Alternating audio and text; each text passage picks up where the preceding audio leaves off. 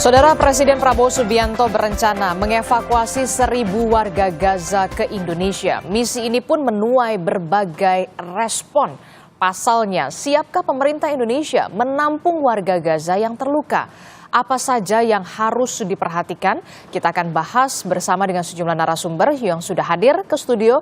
Sudah ada praktisi dan juga pengajar hubungan internasional, sekaligus pendiri Lembaga Penelitian dan Pelatihan Independen Sembarji Polisis. Sudah ada Mbak Dina Prapto Raharja. Selamat pagi, Mbak Dina. Selamat pagi. Ya, kemudian juga melalui sambungan daring sudah ada anggota Komisi 1 DPR RI dari fraksi PKS, sudah ada Pak Sukamta. Selamat pagi, Assalamualaikum Pak Sukamta. Selamat pagi, Waalaikumsalam warahmatullahi wabarakatuh. Iya, kami sebenarnya sudah berusaha sedari malam hingga pagi hari ini untuk menghubungi pihak dari pemerintah. Dalam hal ini adalah Kementerian Luar Negeri melalui juga juru bicaranya, termasuk juga juru bicara kepresidenan, tapi kemudian belum mendapatkan respon ataupun tanggapan. Tapi tidak apa, kita dialog dulu di pagi hari ini bersama dengan Mbak Dina dan juga Pak Sukamta. Ini saya ke Mbak Dina dulu. Mbak Dina, ini kan pernyataan yang ya kita lihat Pak Prabowo mengedepankan mungkin karena kemanusiaan. Tapi kemudian yang jadi pertanyaan, apakah mungkin ini terrealisasi? Oke, dimensi kemanusiaan memang satu faktor yang penting untuk jadi perhatian, bukan hanya Indonesia tapi dunia. Karena itu yang memang missing ya dalam perhatian dunia saat ini. Tapi kita perlu lihat bahwa di Timur Tengah sendiri proses negosiasi itu benar-benar belum menuju konvergensi, belum mengerucut ke satu hal yang akhirnya bisa ada titik temu. Masih deadlock? Masih deadlock. Jadi negara-negara yang dikunjungi oleh Presiden Prabowo kali ini ke Timur Tengah itu sebenarnya negara-negara yang posisinya bukan di satu meja ya dalam soal penyelesaian masalah Israel-Palestina ini. Jadi justru kita harus paham bahwa dengan membawa orang-orang Palestina keluar dari Palestina, itu kita bisa mendukung satu pihak dan membuat situasi semakin rumit, bukannya menuju ke satu titik penyelesaian. Mendukung satu pihak ini dalam hal ini adalah mendukung Israel dan Amerika Serikat yang kemudian kita tahu Israel dan Amerika Serikat yang karena kita sedari awal memang menginginkan rencana ini. Yang menginginkan untuk displacing people kan, untuk mengeluarkan orang-orang dari Gaza. Jadi saat ini dari pihak Amerika Serikat beserta para sekutunya seperti Uni Emirat Arab, kemudian Qatar, mereka Saudi Arabia, mereka juga inginnya yang penting segera ada rekonstruksi di Gaza dan mereka akan terlibat, sudah lengkap dengan rencananya dan segala macam untuk rekonstruksi dan proyek-proyek apa saja yang harus mereka jalankan. Di pihak yang lain ada Turki misalnya, Turki juga ingin terlibat, tapi mereka tidak satu pandangan tentang caranya karena Turki juga punya proyek sendiri nih untuk bukan hanya Suriah tapi juga berhadapan dengan Israel yang merupakan musuh juga di kawasan tersebut. Kemudian Israel masih melihat dua pihak nih, ada Iran yang saat ini mendanai Hamas kan, tapi jangan lupa Qatar juga mendanai Hamas dan Qatar itu kaki tangannya Amerika Serikat juga. Jadi kalau dilihat dari situasinya, Israel ini kan kuncinya satu, dia nggak mau mengakui Palestina, hanya ada satu negara saja. Sementara di sisi yang lain, kita lihat Palestina juga inginnya tidak ada Israel. Jadi dengan kita secara nggak langsung, kita bawa aja deh orang-orang ini ke Indonesia, kita berada di posisi kita mau buat satu negara itu diberesin aja deh dulu.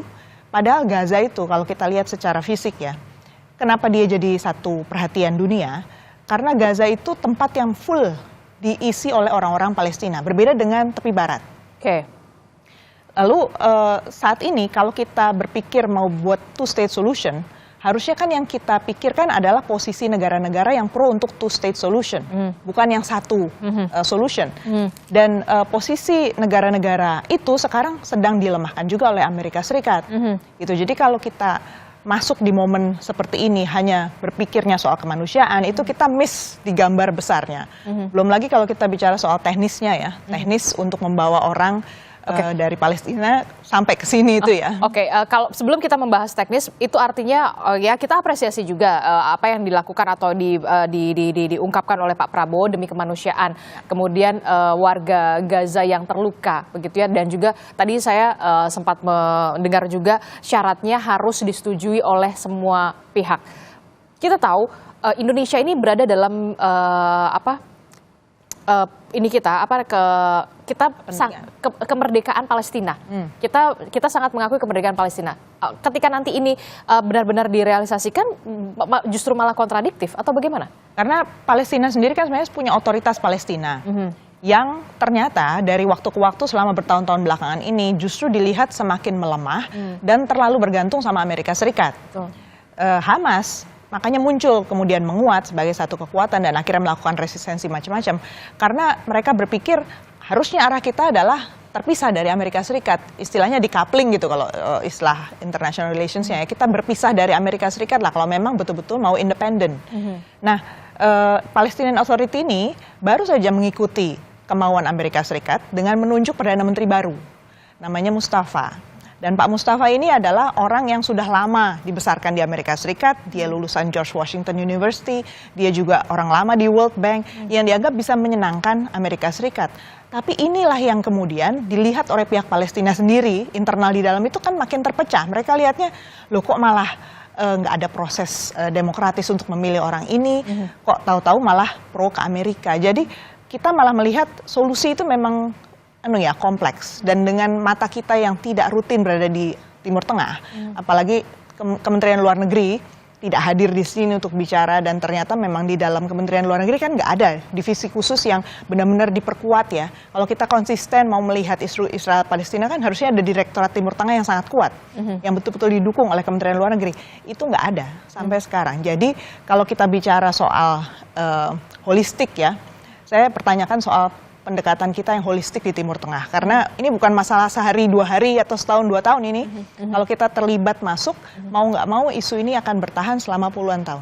Oke, jadi benar-benar harus difikirkan dulu sebelum ini bisa terrealisasi. Termasuk juga dampaknya juga yang nantinya akan terjadi di Indonesia. Ya, ketika tidak bisa sekedar membuat telinga orang Indonesia happy aja ya. Oke, jadi Anda ini pernyataan populis? Pernyataan yang sangat populis. Oke, saya ke Pak Sukamta. Pak Sukamta, dari Komisi 1 DPR sendiri, Anda sebagai dan teman-teman sebagai mitra dari Kementerian Luar Negeri dan sudah mendengar bagaimana pernyataan dari Pak Prabowo, respon DPR sendiri bagaimana? Apakah mendukung atau justru kemudian nanti dulu, kita kaji dulu seperti apa nanti ke depannya, bagaimana mekanismenya dan nanti dampaknya seperti apa untuk Indonesia, Pak Sukamta? Baik, terima kasih. Bukan hanya konflik ini, proses genosida yang terjadi di Gaza oleh Israel ini sudah berjalan 1,5 tahun lebih ya. Dan ketika ada gencatan senjata disepakati, Israel kemudian menyalahi gencatan senjata dan mulai ngebom lagi. Nah, kita tidak ingin pembunuhan dan genosida ini berlangsung terus-menerus ya. Nah, ini perlu terobosan. Dan banyak negara yang selama ini, negara-negara ini bersikap diam, idle. Nah, perlu ada satu pihak yang memang membuat terobosan, membuat langkah-langkah yang harapannya langkah-langkah ini kemudian mendapat perhatian dan makin signifikan. Itu satu poin. Nah, yang kedua adalah penduduk Gaza yang sekarang ini mulai dibom kembali, ini penduduk yang kembali dari tempat-tempat pengungsian ke rumah-rumahnya, ke wilayah-wilayahnya. Dan kita tahu rumah-rumahnya sudah rata dengan tanah. Nah, sementara infrastruktur semuanya dihancurkan oleh Israel, termasuk infrastruktur kesehatan, fasilitas sosial, sekolah, dan seterusnya. Nah, ini satu sisi yang lain. Saya bisa membayangkan ketika mereka kehidupannya terancam karena bom terus dijatuhkan tiap hari, sementara mereka berada di rumahnya yang sudah hancur, tidak lagi berbentuk rumah, tidak lagi di pengungsian. Ini kalau dibebani lagi dengan anggota keluarga yang kakinya putus, yang tangannya putus, yang badannya terluka oleh bom, anak-anak yatim, nah ini akan menjadi penderitaan yang sangat luar biasa. Nah, sehingga apa yang dilakukan oleh Presiden untuk melakukan diplomasi, untuk mengevakuasi orang-orang yang terluka ya. Beda dengan proposalnya Presiden Trump yang ingin mengosongkan jalur Gaza dari penduduk Palestina. Ini hanya untuk orang-orang yang terluka, orang-orang yatim piatu yang butuh perawatan dan seterusnya, dan nantinya akan dikembalikan ke sana. Bedanya, saya yakin bedanya Indonesia dengan Amerika adalah ini janjinya janji betulan. Peristiwa Nakba dulu dijanjikan penduduknya diungsikan, nanti Betul. boleh kembali, ternyata nggak boleh kembali. Pasti berbeda dengan janjinya Indonesia. Indonesia punya keinginan untuk membantu kemerdekaan bangsa Palestina. Kita juga punya pengalaman membantu pengungsi Vietnam dulu ketika mereka sedang perang. Kita tampung di Pulau Galang, terus kemudian begitu Vietnam damai dikembalikan. Kita masih punya PR menampung warga Rohingya yang sampai hari ini belum selesai konfliknya. Nah, jadi kita punya track record sebetulnya soal ini. Jadi, Tapi kan ini di Indonesia saja begitu ya, ketika Rohingya ini ada di Aceh dan juga beberapa wilayah di Indonesia saja ini aja belum selesai. Bagaimana kemudian betul. bagaimana Ya. kemudian negara harus hadir juga untuk bisa memikirkan soal ini begitu nanti untuk dampaknya ke Indonesia depannya. ini cukup besar. Indonesia cukup besar. Kalau kita mau menjadi pemimpin, saya kira kita memang harus mengambil inisiatif. Kalau kita nggak mau jadi pemimpin, kita menarik diri semuanya, ya sudah, kita akan berada di dalam cangkang kita sendiri. Dan apa yang dilakukan oleh Pak Prabowo, saya kira ini inisiatif bagus. Indonesia punya rumah sakit, Kemhan punya rumah sakit besar yang barusan diresmikan beberapa waktu yang lalu oleh Presiden. Kapasitasnya besar, dokternya mumpuni, ini secara teknis memungkinkan sekali. Jadi apa yang dilakukan Pak Presiden ini menurut saya tidak perlu dikhawatirkan. Dan sebetulnya proses evakuasi ini akan sangat rumit, akan sangat sulit karena Israel terus ngebomi. Tapi dengan Indonesia dengan dada tegak eksis masuk ke sana, itu akan memberikan sinyal kepada Israel bahwa we are here. Kami ada di sini loh. Kalian jangan nekat ngebom terus gitu.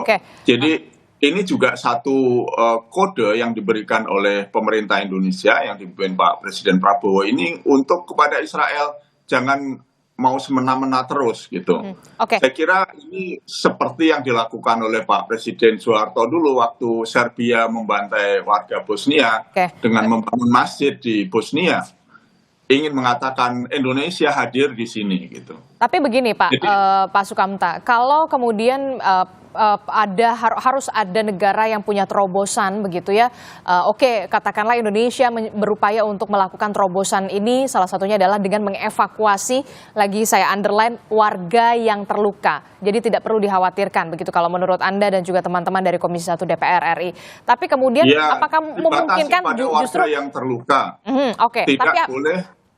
Tidak boleh warga yang masih kuat, yang ini mereka warga yang masih kuat biarkan berjuang mempertahankan tanah airnya di sana. Tapi apakah kemudian tidak ada kemudian pemikiran terobosan, kenapa tidak Israelnya saja yang kemudian harus dibenahi dalam tanda kutip, dibawa ke peradilan internasional dan segala macamnya, karena memang sudah banyak kita lihat bukti bahwa banyak sekali genosida, pembantaian di sana di tanah Gaza begitu. Kenapa kemudian harus warga Palestina yang terpaksa diungsikan demi kemanusiaan, luka-luka begitu? Sebenarnya kita tahu mereka harus terusir juga dari tanah mereka sendiri begitu. ICJ sudah membuat fatwa dan negara-negara yang dikoordinir oleh Afrika Selatan dan beberapa negara yang lain, Indonesia turut serta di situ. Mendorong supaya ada penangkapan Perdana Menteri Israel Netanyahu, dan itu upaya yang terus dilakukan. Tapi siapa yang bisa memaksa? Karena dia di-backing oleh Amerika. Jadi boleh dikatakan pembantaian ini kan dilakukan oleh Israel atas restu dan dukungan dorongan negara besar satu ini. Nah, jadi upaya ini masih jalan terus dilakukan. Nah, kita buat terobosan baru. Saya kira dengan skala masalah seperti ini harus ada terobosan tidak tunggal. Terobosannya harus multi road ya, banyak jalan yang harus kita tempuh supaya akhirnya endingnya Israel mau menghentikan apa yang dilakukan sekarang ini, gencatan senjata dilakukan dan kemudian perdamaian dilakukan terjadi. Jadi saya kira ini langkah kreatif yang harus kita kasih ruang, walaupun memang benar kita harus betul-betul memelototi supaya nanti tidak merembet kepada situasi yang lebih buruk bagi eksistensi Palestina itu sendiri. Oke, bagaimana respon Anda, Mbak Dina? Saya mau menyoroti poin tentang pentingnya Indonesia menjadi pemimpin dan memberi terobosan. Pak Sukamta, kalau kita bicara soal kepemimpinan dalam politik luar negeri, pertama-tama itu tentu resources-nya, baik itu orang, lembaga, badannya di dalam Kementerian Luar Negeri, kemudian mengikuti dinamikanya itu betul-betul harus lengkap, Pak. Karena kalau cuma separuh-separuh, itu artinya orang juga bisa membaca, Pak. Kita ini justru saya kadang-kadang berpikir, ini apa sedang cari muka sama Amerika Serikat karena urusan tarif itu. Kita terpikir mau lebih helpful gitu ya kepada pihak Amerika Serikat. Ini mau dijadikan satu bargaining chips, dan saya pikir itu bargaining chips yang salah ya. Poin untuk negosiasi yang keliru dengan Amerika Serikat itu nggak direken, nggak akan dihitung oleh Amerika Serikat. Karena Amerika Serikat posisinya sekarang, matanya itu adalah Israel sebagai sekutunya harus dibenahi pola pikirnya. Pola pikirnya Amerika Serikat saat ini, Donald Trump, juga sudah mulai menjaga jarak dengan Netanyahu. Kemarin baru saja, malam itu Netanyahu kan diterima di White House, dan nggak dapat apapun dari Donald Trump. Tarif juga nggak ditarik, walaupun sudah dibilang ini sekutunya Amerika Serikat, tapi dia tetap nggak menarik. Lalu dia mau berhadapan langsung dengan Iran, yang merupakan musuhnya si Israel, sendiri, tanpa mengajak Israel. Nah, jadi kalau kita bicara soal strategi, Pak, pemimpin itu pasti punya strategi. Strateginya itu harus luwes. Kalau terlalu kelihatan telanjang, kita membantu saja, niatnya kita membantu, ya kalah kita dengan pemain-pemain Timur Tengah, yang jelas cara bermainnya itu jauh lebih sophisticated. Mereka itu saling mengunci, Pak. Jadi tadi nggak bisa dibandingkan dengan Vietnam, Pak. Karena kalau kasus Vietnam, kita itu tetangga. Jadi justru menurut saya yang harus dikembangkan itu adalah, sebentar Pak Sukamta, yang harus kita kembangkan itu adalah pendekatan kita yang lebih baik ke Mesir misalnya, kemudian ke negara-negara tetangga seperti Yordania. Bagaimana caranya rumah sakit Indonesia misalnya bisa ada di sana, dokter Indonesia beroperasi di sana untuk membantu yang sakit di sana. Jadi kalau memang niatnya membantu dari segi kemanusiaan saja, nggak perlu dibawa jauh ke Indonesia. Karena kalau dibawa jauh ke Indonesia, statusnya berubah menjadi displacement. Dan itu jelas masuk agendanya ke Amerika Serikat. Walaupun kita bilang apapun, Pak, ini masalah persepsi politik. Dan persepsi politiknya bukan milik orang Indonesia lagi, ini sudah milik orang Timur Tengah kalau dalam isu ini. Jadi sungguh-sungguh kita harus sensitif, Pak, dari isu politik ini. Nggak bisa kita anggap sepele, yang penting niat kita baik. Itu bukan seperti itu caranya kita bertindak di Timur Tengah. Oke, jadi seharusnya seperti apa yang harus dilakukan oleh pemerintah Indonesia ketika memang punya niat baik, ketika memang warga-warga yang terluka ini... Boleh saya menerangkan sebentar? Oke, silahkan Pak Sukamta. Iya, pertama soal struktur di Kemlu. Yang kita tahu di Kemlu itu sekarang ada Wamenlu yang khusus mengurusi soal Palestina. Oke. Ada presiden menunjuk wakil Menlu, dan wakil Menlu itu pasti punya organisasi di bawahnya yang sudah berjalan. Tugasnya khusus untuk memperkuat dorongan melalui diplomasi maupun jalur yang lain untuk mendorong kemerdekaan Palestina. Jadi itu satu gesture yang sangat bagus dari presiden, dan saya kira itu asumsi saja, juga Pak. Bukan hanya gesture, tapi juga ada perubahan struktural di Kemlu. Itu yang perlu, saya kira Mbak Dina mestinya sudah paham itu. Sangat paham, Yang Pak. kedua, ini juga bukan bargaining chip soal tarif. Saya kira terlalu naif lah kalau Palestina jadikan bargaining chip soal tarif. Tarif ada jalannya sendiri, dan senang saya kalau Netanyahu keluar tangan kosong dari Washington. Mudah-mudahan Netanyahu segera terguling dan diadili di pengadilan internasional. Nah, soal bagaimana kita berperan, saya kira kita perlu beri waktu.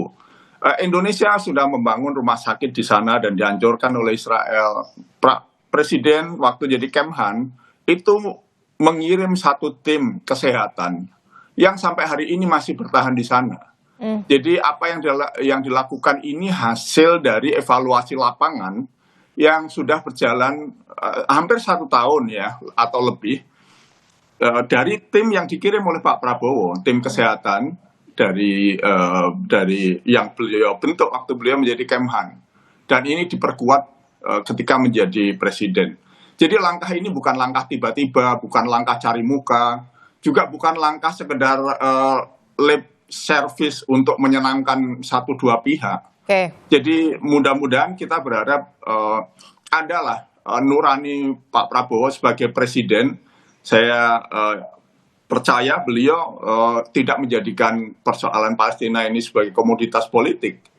Jadi beliau pengen menyelesaikan. Kalau kita mendengar paparan beliau, omongan beliau soal Palestina, beliau betul-betul punya keberpihakan soal ini. Bahwa ada juga kekhawatiran, itu sangat dipahami. Makanya mari kita kritisi bareng-bareng. Kalau Vietnam tadi hanya analogi saya bahwa Indonesia punya pengalaman menampung pengungsi, tidak urusan politiknya. Nah, kita menangani pengungsi Palestina yang sakit, kita punya kesiapan secara teknis. Nanti kita dorong lagi untuk kembali ke negaranya, mestinya begitu. Jadi yang perlu di-underline adalah upaya evakuasi terhadap warga Palestina yang kemudian Gaza yang terluka. Begitu, ini yang harus di-underline dan dievakuasi terlebih dahulu. Sementara gelombang pertama 1.000, kemudian ketika sudah sembuh dan kondisi Gaza sudah memungkinkan, dikembalikan lagi. Sudah ada jaminan soal itu ya Pak? Indonesia tidak punya luxury untuk bermewah-mewah membuat anggaran yang besar, ya. Oleh karena itu, kalau langkah ini diambil, itu berarti memang langkah yang serius dan emergensi sifatnya. Ya. Lalu bagaimana, apakah ini bisa benar-benar terrealisasi, termasuk juga bagaimana dampak ke depannya bagi Indonesia? Tapi jangan dijawab dulu Mbak Dina, tetaplah bersama kami di Sapa Indonesia Pagi, kami akan segera kembali.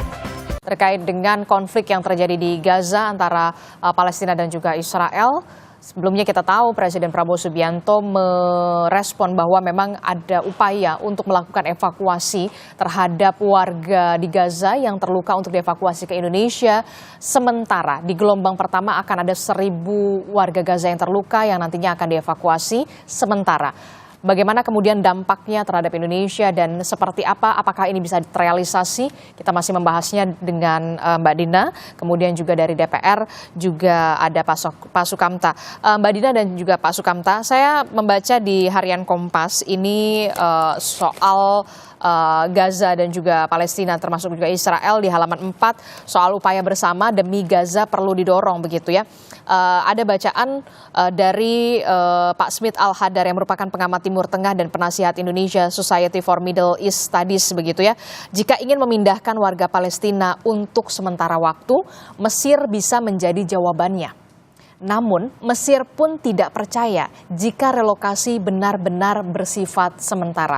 Inilah yang kemudian menjadi pertanyaan kita bersama begitu ya. Apakah benar ini akan dilakukan sementara ataukah kemudian jangan sampai ada kekhawatiran apakah ini upaya untuk kemudian mengosongkan Gaza begitu ya dengan warganya yang harus dipindahkan begitu ya. Tapi kita juga harus apresiasi betul apa yang dilakukan atau langkah yang dilakukan oleh Presiden Prabowo Subianto atas nama kemanusiaan untuk menghandle dalam tanda kutip warga-warga Gaza yang terluka begitu ya. Saya ke Mbak Dina dulu, Pak Sukamta. Kalau memang ini terrealisasi begitu ya, warga Gaza ini kan punya kewarganegaraan. Ketika dievakuasi begitu ya ke Indonesia, statusnya akan seperti apa dan aturan internasional seperti apa? Benarkah ini bisa terrealisasi atau ada syarat dulu yang harus ditempuh oleh Indonesia sebelum nantinya niatan ini benar-benar terrealisasi, Mbak Dina? Oke, saya mundur satu step dulu, mengatakan bahwa upaya Presiden Prabowo memang harus diapresiasi. Bahwa dibandingkan dengan periode sebelumnya di masa Presiden Jokowi, di mana Pak Jokowi itu nggak pernah ngurusin langsung sampai seperti ini turun tangan, itu perlu diapresiasi. Tapi Bapak, kita tidak perlu terburu-buru. Karena sejumlah aktor yang bermain di Timur Tengah itu selalu membaca situasi dengan lengkap dulu. Dan mereka itu bisa dilibatkan dalam proses damai karena mereka sudah puluhan tahun terlibat dan punya tadi akses-akses yang kok belum bahas justru di sini ya. Tadi soal aliran dana untuk Hamas, aliran dana untuk Fatah. Karena pada akhirnya kita kan ingin Palestina kuat. Betul. Dan Palestina itu lagi terpecah nih antara Fatah dengan Hamas dan kelompok-kelompok lain. Jadi bukankah sangat baik karena kita sudah sangat dekat dengan Palestina dibandingkan kita dengan Israel, itu dulu yang kita rapikan, kita bereskan karena Palestina lagi rentan ini. Berhadapan dengan pressure dari Amerika Serikat yang sudah mencabut UNRWA, sudah mencabut kantor di New York untuk Palestinian Authority, udah bikin segala macam hal, bikin dia bingung lah si Palestinian Authority. Harusnya kan kita di sana untuk mereka. Dan kalau soal teknisnya, memang kalau kita bawa orang keluar dari negaranya, itu statusnya udah displacement ya, udah melepaskan dia dari tempat di mana harusnya dia berada. Dan itu statusnya sudah refugees. Jadi nggak bisa sekedar bukan turis gitu loh, untuk turis medical gitu ya, berangkat ke Indonesia lalu sudah beres pulang lagi. Nggak seperti itu statusnya. Karena ini orang-orang yang dipersekusi di negaranya, bahkan tidak punya housing, tidak punya rumah, tidak punya pendidikan, tidak punya pekerjaan di daerahnya masing-masing. Jadi konsultasinya pertama-tama tentu harus dengan UNHCR ya. UNHCR, lembaga untuk penanganan pengungsi. Dan untuk menetapkan seseorang itu statusnya pengungsi, itu harus ada proses seleksi juga oleh si UNHCR itu. Dan dari pihak Indonesia juga akan dilihat apa saja yang akan disediakan selama orang itu berada di Indonesia. Kita tidak bisa membayangkan yang di bawah hanya yang sakit, karena kalau yang sakit itu udah sangat parah gitu ya, pasti keluarganya ada yang ikut dong. Siapa yang mau bertanggung jawab nanti pada saat perawatan, pengobatan. Lalu orang-orang itu akan ditaruh di mana? Dan kalau dilihat dari ketentuan PBB, satu-satunya treaty yang mengatur soal refugee, perjanjian internasional mengatur refugee itu 1951 plus protokol 1967. Dan di situ jelaskan hak apa saja yang harus diberikan oleh negara yang menampung si refugee sesementara apapun, itu harus disediakan. Mulai dari rumah, makan, pekerjaan, pendidikan, dokumen untuk mereka travel, dan mereka harus travel bebas di dalam negara tersebut. Harus dijamin haknya untuk travel di situ, termasuk hak agama, hak sosial, pelayanan sosial. Jadi dia nggak bisa diperlakukan hanya sebagai orang sakit, hanya di rumah sakit lalu dipulangkan.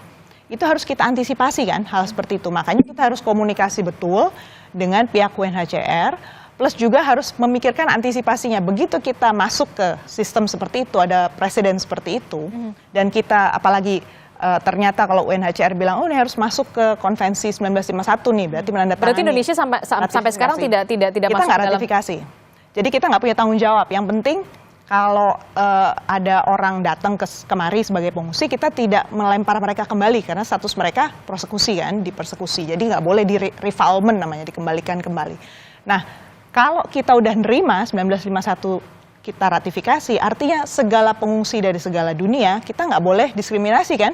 nggak boleh milih-milih. Nggak boleh pilih-pilih. Oh yang ini jangan deh, yang ini Ya yang kita boleh. cuma mau Palestina aja nih kasusnya, itu kasus khusus ya nggak bisa. Jadi implikasinya sekali lagi itu tentu harus dihitung ya. Dan kalau kita mau menjadi leader di bidang kemanusiaan, saya setuju. Tinggal jabarkan juga nih, konsekuensi ini sudah dihitung, sudah dilihat. Di Kementerian Luar Negeri itu secara struktural belum ada Pak, itu asumsi saja bahwa Wakil Menteri Luar Negeri itu langsung terhubung dengan direktorat. Bisa dicek ya, sudah belasan tahun kita mendampingi dan berusaha memperkuat Kementerian Luar Negeri ya. Jadi belum ada itu keterhubungan itu. Dan kalau dilihat Direktorat Timur Tengah di Kementerian Luar Negeri, fungsinya itu lebih membantu memperkuat hubungan bilateral.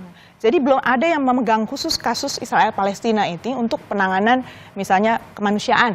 Belum Konflik ada. Gaza dan Palestina. Atau konflik Gaza-Palestina belum ada. Jadi kadang-kadang saya diperbantukan mereka membahas soal isu itu. Tapi tidak ada deployment orang yang memang ahli di bidang itu, kemudian berkumpul di situ secara rutin mengikuti isu itu dan membangun kekuatan Indonesia di situ sampai punya strategi. Sekali lagi, kita perlu strategi kalau di Timur Tengah. Betul-betul harus kuat karena kita berhadapan dengan major powers dan negara-negara yang memang relasi kawasannya itu kompleks betul. Oke, kalau dari aturan-aturannya internasional tadi sudah dijabarkan oleh Mbak Dina, menurut Anda Pak Sukamta, sanggupkah kemudian Indonesia sudah melihat aturan-aturan internasional, apalagi kita tidak termasuk ke dalam perjanjian itu ratifikasi tadi, ratifikasi 1951 itu tadi, Pak Sukamta? Ya, oke. Indonesia ini punya pengalaman cukup panjang soal pengungsi Palestina.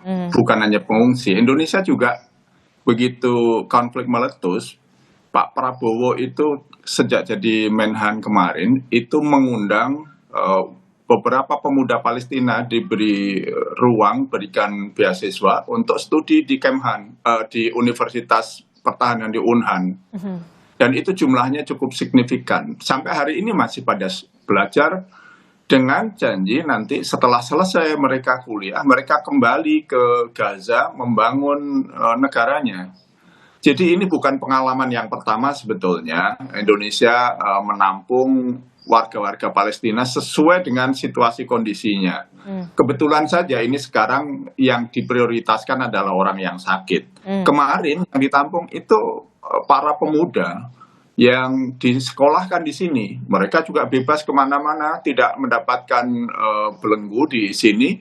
Jadi walaupun tidak ratifikasi, tetapi tetap saja itu bisa dilakukan. Jadi saya percaya sebetulnya langkah-langkah kita itu langkah-langkah yang sudah diperhitungkan dan sangat memungkinkan itu secara teknis dilakukan. Bahwa kita harus dorong terus supaya Kemlu ada perubahan infrastrukturnya, suprastrukturnya, bahwa pemerintah perlu lebih hati-hati jangan masuk ke dalam jebakan Israel dan Amerika. Itu iya, tapi beri juga kesempatan mereka untuk mengambil langkah-langkah dan saya yakin diplomasi presiden ke beberapa negara, ke Mesir, ke Turki, ke UAE, mungkin juga ke Qatar. Ini bagian dari menyiapkan jalur-jalur diplomasi dengan model minilateral seperti ini. Apa yang atau negara yang dituju oleh Pak Presiden ini negara yang betul-betul sebetulnya sangat terkait dengan Israel Palestina ini. Keempat negara ini. Kan Presiden juga tidak mengunjungi negara-negara besar yang lain yang lebih secara geografis maupun ukuran itu lebih dekat dengan Palestina. Ini karena empat negara ini merupakan pemain-pemain yang secara langsung atau tidak langsung ikut terlibat dan menentukan di dalam perjalanan konflik ini. Jadi perjalanan langkah-langkah Pak Presiden ini langkah-langkah yang kalkulatif sebetulnya. Nah, kita memang bersama-sama kita perlu mencermati, tapi terobosan-terobosan baru memang harus dilakukan. Kalau tidak, ini nanti stalemate, semua situasinya status quo, seperti membiarkan Israel ngebom terus, mau dibom terus sampai penduduknya habis, tidak boleh tidak ada langkah-langkah penghentian. Karena Israel tidak mendengarkan siapapun. Mereka tujuannya memang membunuh, tujuannya menghabiskan warga di Palestina, di Gaza. Nah, langkah-langkah ini mudah-mudahan menjadi satu langkah kecil untuk diikuti dengan langkah-langkah besar yang lain. Termasuk pembenahan struktural di Kemlu yang terkait, itu mudah-mudahan segera diikuti. Supaya peran Indonesia yang memang sudah proaktif sejak kita merdeka, kita ada konferensi Asia Afrika, gerakan non-blok, ini bagian dari politik luar negeri kita bebas aktif dan secara historis memang Indonesia itu berada di garis depan, lebih depan bahkan dari negara-negara Arab. Itu sejak dulu memang demikian. Dan posisi kita jelas begitu ya, mengakui kemerdekaan Palestina. Kita memang perlu ada reserve, ada kekhawatiran, tapi kita juga beri ruang lah kepada pemerintah untuk mengambil langkah-langkah itu. Mbak Dina, ide relokasi ataupun kemudian evakuasi kalau menurut Anda bukan satu-satunya solusi. Lalu apa yang kemudian bisa menurut pandangan Anda bisa ditawarkan begitu ya ketika Pak Presiden Prabowo Subianto ini kita tahu lagi berkunjung nih ke 5 negara di Timur Tengah. Karena menurut saya yang paling penting untuk masalah penguatan Palestina supaya mereka bisa berjuang untuk berhadapan dengan Israel. Israel ini kalau kita lihat ya, paling nggak selama Trump berkuasa, dia akan mengalami sejumlah hal yang cukup membuat dia limbung mungkin. Karena Donald Trump punya kepentingan untuk menarik kembali uang-uang Amerika, intinya gitu. Jadi kemungkinan besar pendekatan Trump 1 dengan Trump jilid 2 ini akan berbeda sedikit ke Israel. Tapi nggak bisa totally different. Jadi kita harus hati-hati juga mencermati si Donald Trump ini. Mungkin duitnya ditarik tapi apa yang dikasih kita nggak tahu. Karena bagaimanapun juga Amerika Serikat punya kepentingan ini untuk memastikan uang kas negara di Amerika Serikat itu akan kembali besar. Amerika Serikat akan berjumpa dengan negara-negara besar di Timur Tengah. Kaitannya itu soal minyak juga. Karena Amerika Serikat berusaha untuk menjadi pemasok minyak nih sekarang. Alternatif dari negara-negara Timur Tengah. Indonesia tentu harus bisa melihat ya, membaca situasi seperti ini ke depannya. Karena efeknya ke Indonesia, kita udah net importer minyak. Itu salah satu hal. Jadi, dengan kedekatan Amerika Serikat ke negara-negara tersebut, agendanya dia untuk memberikan istilahnya pacifier ya, memberi penyenang gitu ya, hal-hal yang menyenangkan buat negara-negara Timur Tengah supaya mau ikut agendanya Amerika Serikat, itu yang harus kita antisipasi.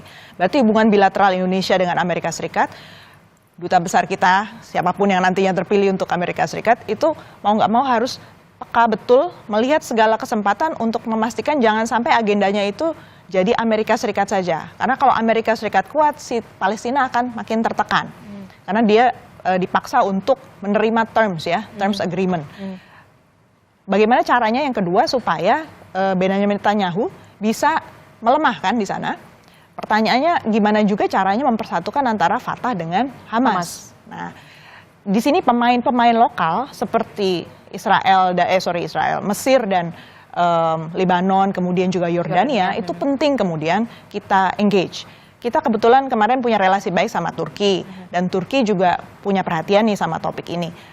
Kita harus duduk lagi kemudian memetakan gimana secara politik kita harus masuk. Karena isu kemanusiaan nggak bisa lepas dari isu politik. Terus tadi yang ketiga Pak Sukamta sempat nyebut soal pendidikan. Memang menarik kalau orang dari Palestina ini punya terobosan baru juga soal pendidikan. Nah kalau itu saya setuju, kalau mereka dibawa kemudian mereka ada pertukaran pelajar misalnya, itu jelas tuh pembatasannya, mereka nggak akan dihitung sebagai refugees. Tetapi memang kita membantu mereka secara edukasi, itu lain ceritanya. Dan pertanyaannya tinggal gimana caranya kita engage mereka selama mereka di sini supaya mereka juga bisa melihat nih reformasi yang diinginkan untuk Palestinian Authority itu cara-caranya seperti apa saja, baik militer maupun untuk masyarakat sipil.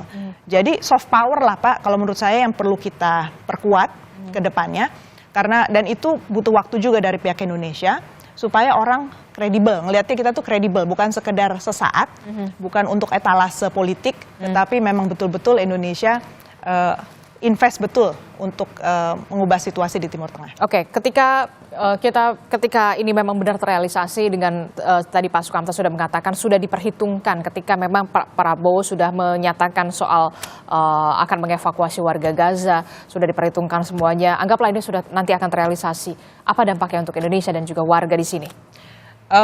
Saat pengetatan anggaran seperti sekarang di Indonesia, kita sedang efisiensi anggaran, tentu harus diantisipasi bahwa anggaran pemerintah akan ada juga yang beralih ke sana.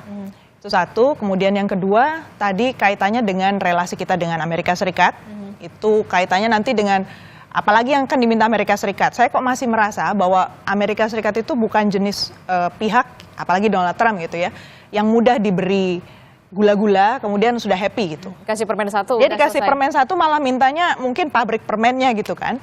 Jadi itu yang harus kita hati-hati karena Indonesia sudah kelihatan sangat lunak sekarang terhadap Amerika Serikat. Kita bisa ditekan untuk lebih lagi membeli produk-produk Amerika Serikat yang sebenarnya Indonesia nggak butuhkan. Jadi implikasinya bisa ke arah ekonomi. Oke, terakhir Pak Sukamta, apa yang ingin Anda sampaikan soal konflik Gaza dan juga Palestina, antara Israel dan juga Palestina ini? Indonesia mengambil sikap untuk mengambil inisiatif untuk mengevakuasi warga Gaza, sekali lagi saya katakan yang terluka ya, untuk dievakuasi ke Indonesia. Ya, PR Palestina untuk menuju merdeka itu sangat banyak sekali. Seperti halnya PR Indonesia waktu mau merdeka tahun 45. Persatuan di dalam negeri itu PR besar. Saya kira Indonesia juga bisa berperan. Tadi Mbak Dina sudah menyampaikan Kemudian persoalan-persoalan yang lain sudah di depan mata.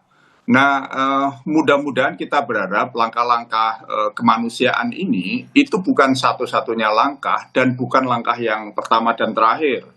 Ya, ini perlu menjadi ruang untuk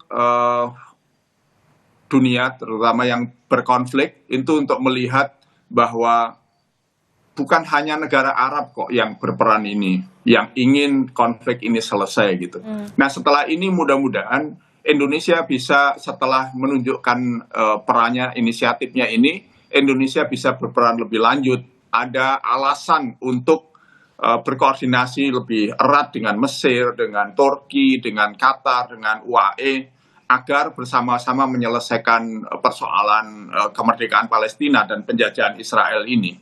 Nah, kita berharap peran Indonesia yang masuk ke gelanggang lebih dalam, bukan hanya periferal seperti selama ini akan membawa kemajuan yang lebih signifikan. Karena pemain-pemain lama, mungkin karena pengetahuan medan yang terlalu dalam, kadang-kadang membuat mereka ragu-ragu dan tidak berani melangkah, di samping mungkin agenda-agenda mereka yang bertentangan dengan yang dituju untuk menuju kepada solusi dua negara, kemerdekaan Palestina, persatuan yang ada di Palestina, baik di tepi barat maupun di Gaza. Nah, Indonesia yang jauh tidak punya agenda-agenda secara pendek terkait dengan kemerdekaan bangsa Palestina, tidak ada vested interest pribadi kecuali amanah undang-undang, amanah konstitusi kita. Mudah-mudahan lebih bisa berperan karena kita tidak dilihat sebagai pemain-pemain yang berpihak kepada salah satu yang berkonflik, baik itu di dalam negeri Palestina sendiri maupun antara Palestina dengan Israel. Oke, baik, kita akan tunggu bagaimana nanti hasil lawatan atau kunjungan kenegaraan dari Pak Presiden Prabowo Subianto ke 5 negara di Middle East, begitu ya, di Timur Tengah. Apakah nanti akan ada menghasilkan kemudian rekonstruksi soal Gaza yang melibatkan liga-liga Arab, nanti akan menghasilkan solusi yang benar-benar diimpikan oleh warga Gaza Palestina untuk bisa tinggal dengan aman, nyaman, dan juga layak. Terima kasih Pak Sukamta telah bergabung bersama kami, kemudian juga Mbak Dina, terima kasih telah bergabung bersama kami. Terima kasih.